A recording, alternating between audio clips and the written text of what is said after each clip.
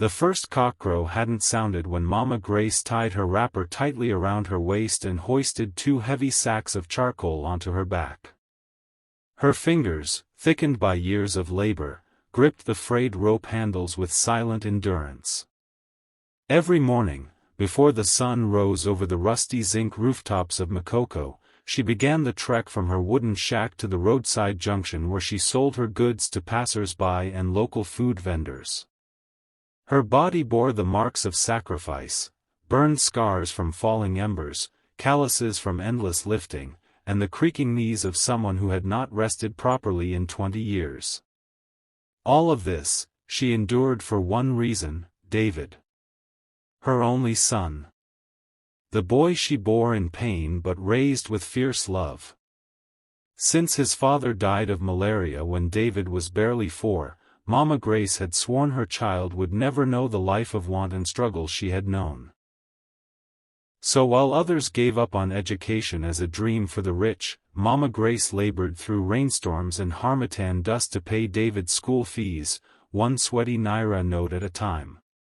She skipped meals to buy his textbooks, refused medical care to afford his shoes, and always told him, "My son, your brain is your inheritance." David, bright and sharp-eyed, had once watched her load charcoal with tears in his eyes. "Mama, I'll build you a big house one day," he'd said. "And you'll never carry charcoal again."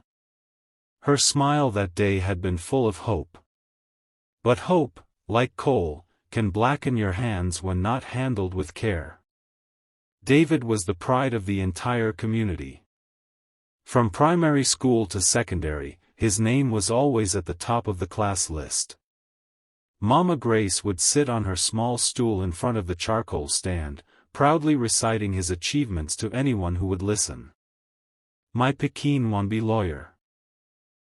He go wear suit, enter court, and defend the innocent," she'd say, her eyes glimmering with belief. Even when her legs ached or her fingers bled from handling rough charcoal bags, her spirit remained unshaken because David's dreams gave her strength. When David gained admission to study law at the University of Lagos, the whole neighborhood celebrated. Neighbors contributed what little they could, gari, dry fish, wrappers, to support Mama Grace as she prepared him for campus life. She sold almost all her belongings to cover his tuition and rent. She even slept on the bare floor for a year after selling her mattress to pay for his final year registration. "No sacrifice too big," she whispered to herself each night, clutching her chest as she lay on the cold floor. "My David must stand tall." On campus, David thrived. He quickly learned to adjust his accent, clean up his pidgin, and mimic the polished tones of children from wealthy homes. He dressed differently, spoke differently, and eventually, began to think differently too. Whenever his mother called, he answered with one-word replies. "Yes, Ma. Okay. Later." He was always in a meeting, in class, or very busy. Mama Grace assumed it was the stress of school life. "When he graduates," she told herself, "he will come home and thank me properly." She had no idea her son was slowly building a new world, one where there was no room for a charcoal-smeared mother in threadbare clothes. The day David graduated was the proudest day of Mama Grace's life. She had never stepped foot inside a university campus, but that morning, she wore her finest ankara, faded but carefully ironed, and tied her geli with trembling hands. Her neighbor, Mama Ibeji, helped her powder her face and draw her brows. "Today, you be lawyer Mama," she teased. Mama Grace chuckled shyly, hiding the nervous joy bubbling inside her. She had worked, prayed, and bled for this moment. Nothing was going to keep her away. When she arrived at the university grounds, the crowds overwhelmed her.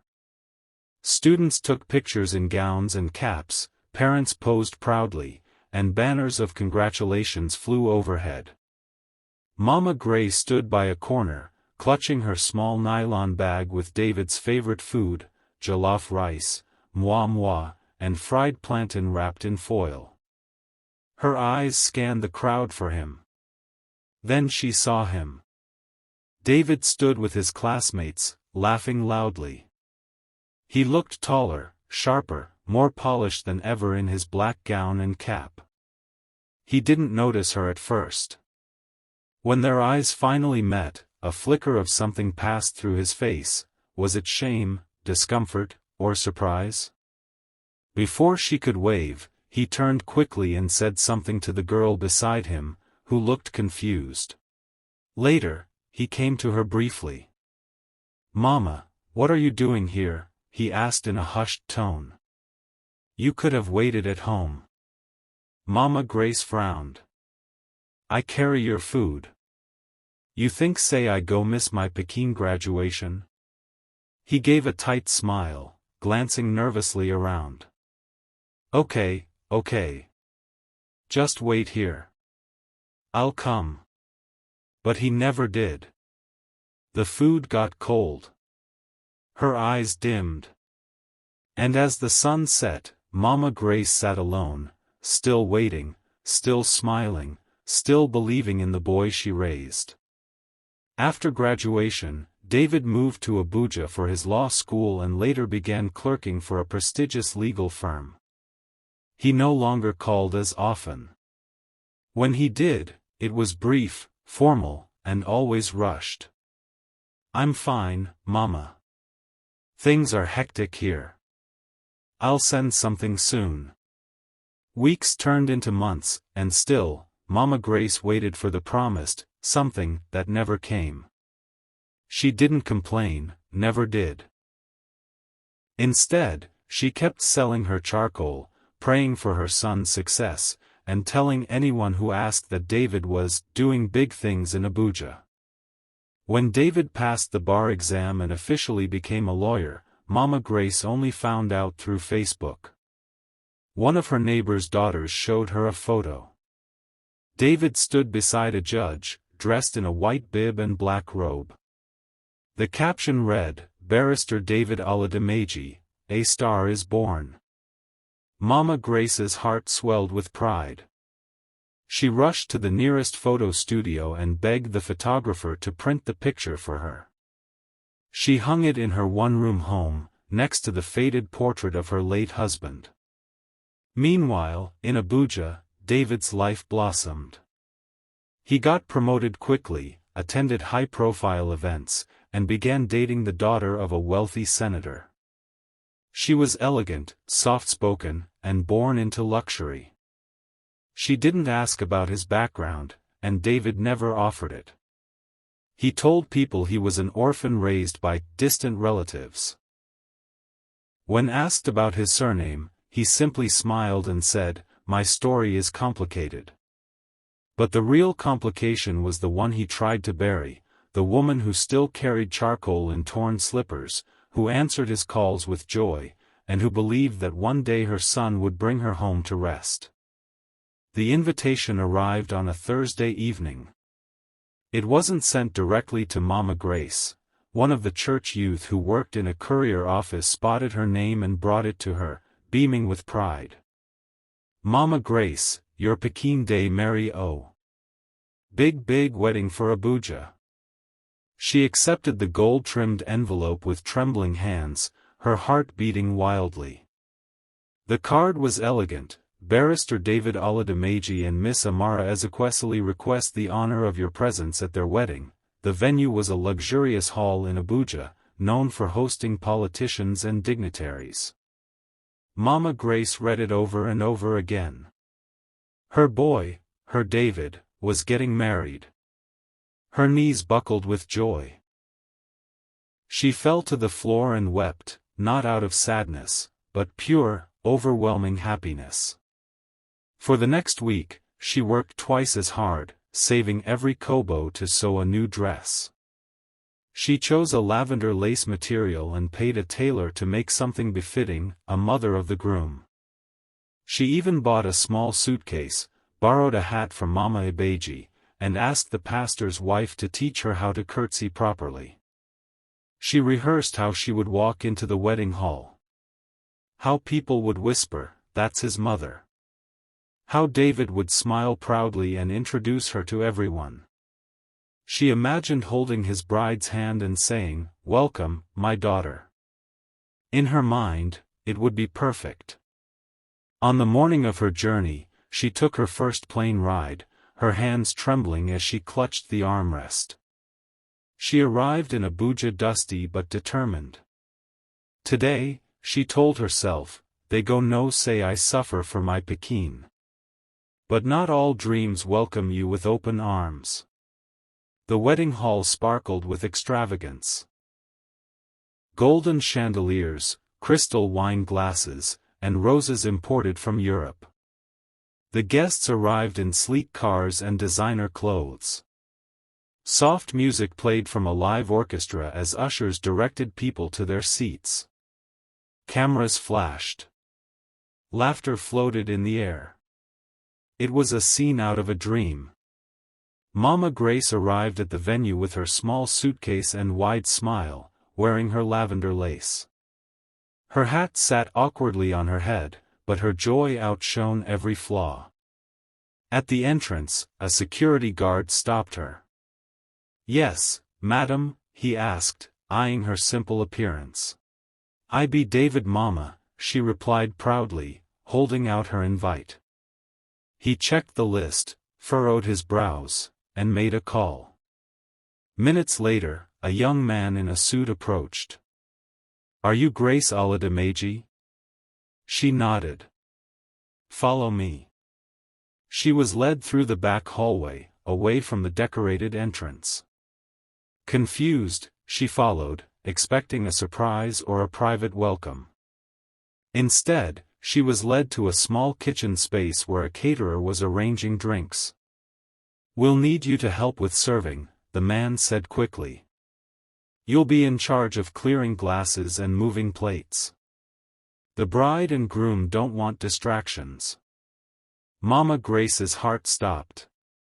I'm his mother," she stammered. The man blinked. "He said you're the help. He doesn't want anyone to know otherwise." Her body swayed. The room tilted. She gripped the wall to steady herself. "My own Pekin? Ma, please. We're trying to keep the event clean. Just cooperate." She stood there, her hands trembling, staring at the gleaming dishes on the tray.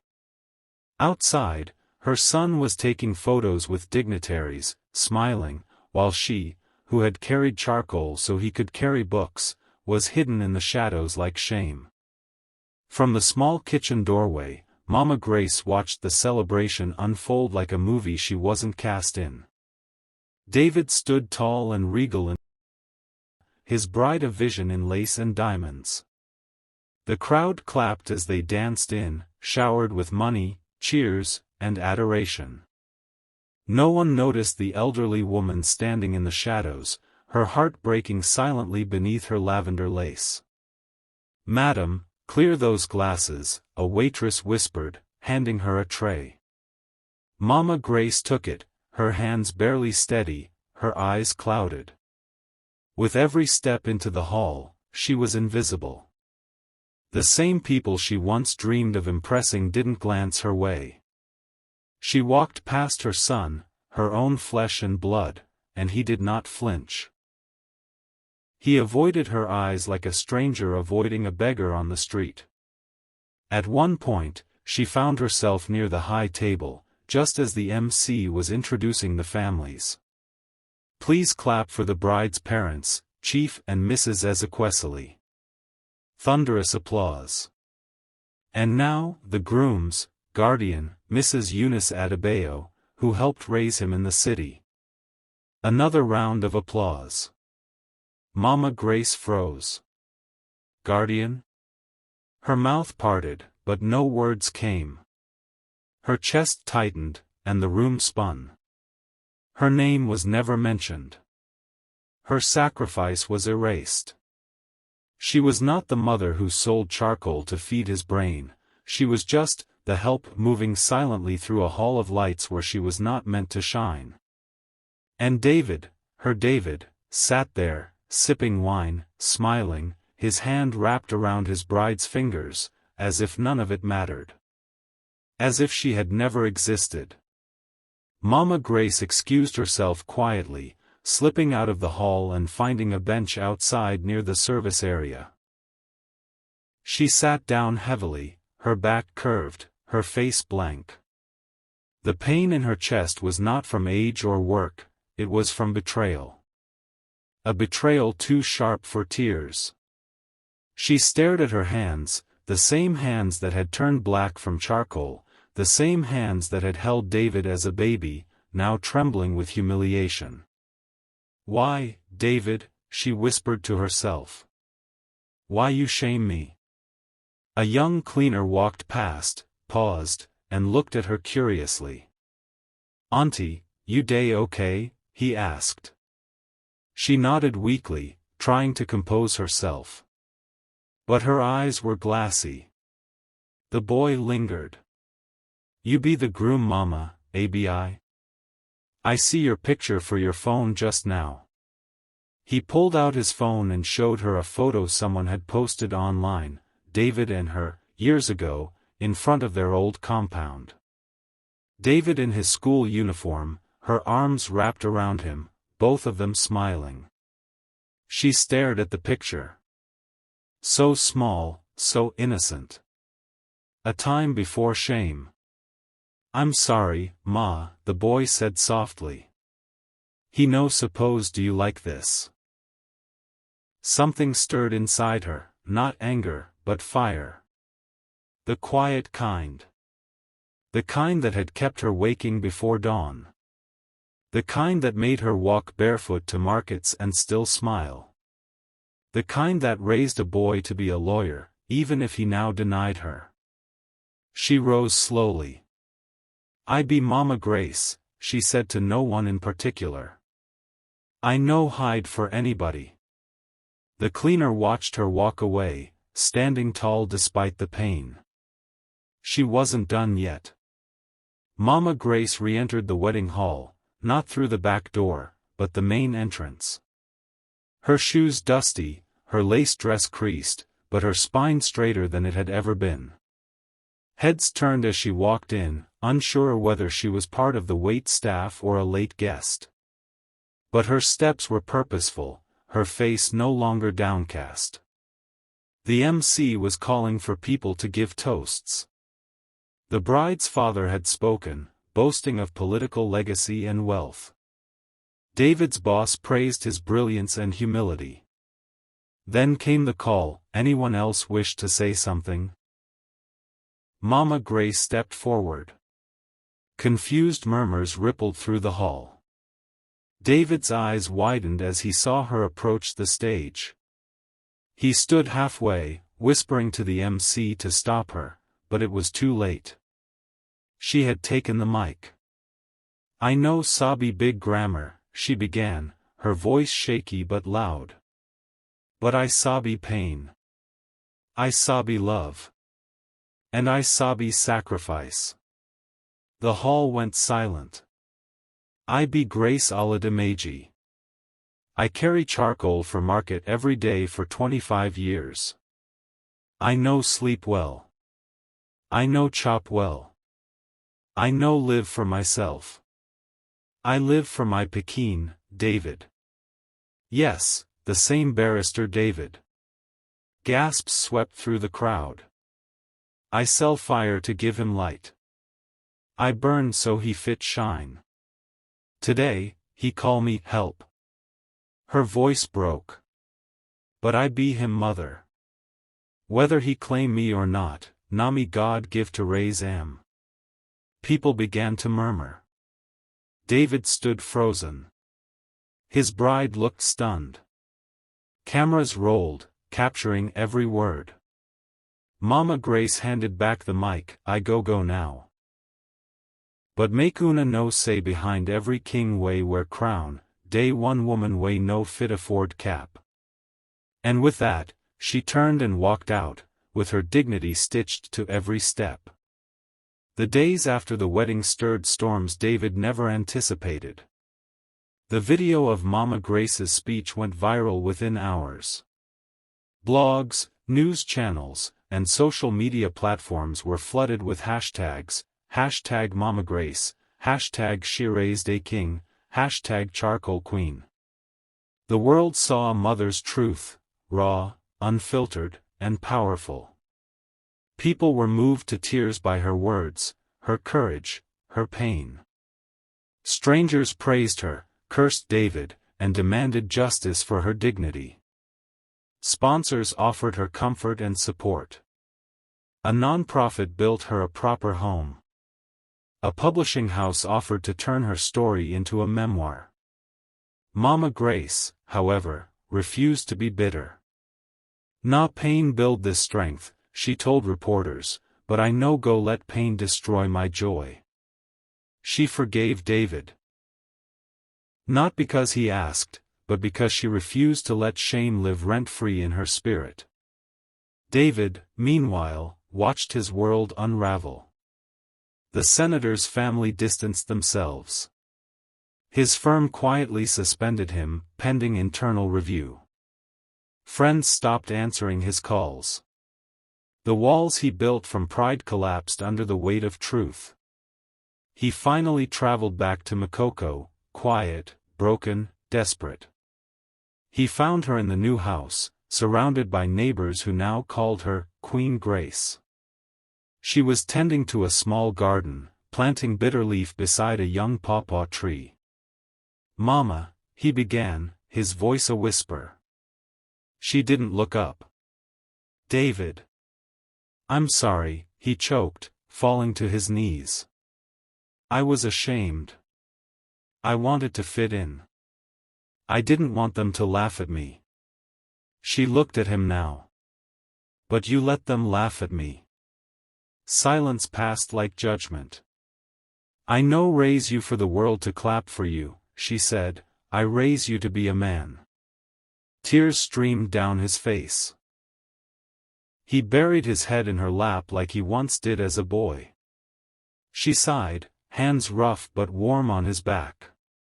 "You go rise again," she said softly. "But this time, make sure I no day missing."